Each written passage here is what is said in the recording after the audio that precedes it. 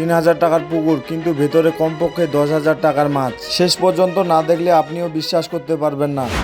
আজকে আমি গিয়েছিলাম একটা পুকুরে মাছ ধরা দেখতে। পুকুরটা মাত্র 3,000 টাকায় বিক্রি হয়েছে, কিন্তু প্রথমে দেখেই আমার মনে হলো এখানে বড় কিছু আছে। আমি পুকুরের ধারে বসেছিলাম। পানি এত বেশি যে যারা পুকুরটা কিনেছে তারা মেশিন দিয়ে পানি তুলতেছে। সময় যাচ্ছে কিন্তু পানি আর শেষ হয় না। অনেকক্ষণ থাকতে থাকতে আমি ক্লান্ত হয়ে গেলাম। শেষ পর্যন্ত একটু শুয়ে পড়লাম, এমনকি ঘুমিয়েও নিলাম। ঘুম থেকে উঠেই দেখি দৃশ্যটা পুরো বদলে গেছে। পুকুরের পানি অনেকটা কমে গেছে আর মানুষজন মাছ ধরা শুরু করে দিয়েছে। রোদ ছিল প্রচন্ড, তাই আমি দূর থেকে দেখছিলাম, কিন্তু আমার ছোট ভাইরা একদম পুকুর ধারে বসে আছে এবং মানুষদেরকে মাছগুলো দেখিয়ে দিচ্ছে। শেষ পর্যন্ত আমিও আর নিজেকে ধরে রাখতে পারলাম না, কাছ থেকে দেখতে গেলাম। দেখি সত্যিই অনেক মাছ। তবে রোদ এত বেশি ছিল যে বেশি সময় থাকতে পারলাম না। কিছুক্ষণ দেখেই শেষ পর্যন্ত বাড়ির পথে ফিরে এলাম। 3,000 টাকার পুকুর, কিন্তু মাছ দেখে মনে হলো আসল লাভটা এখন শুরু।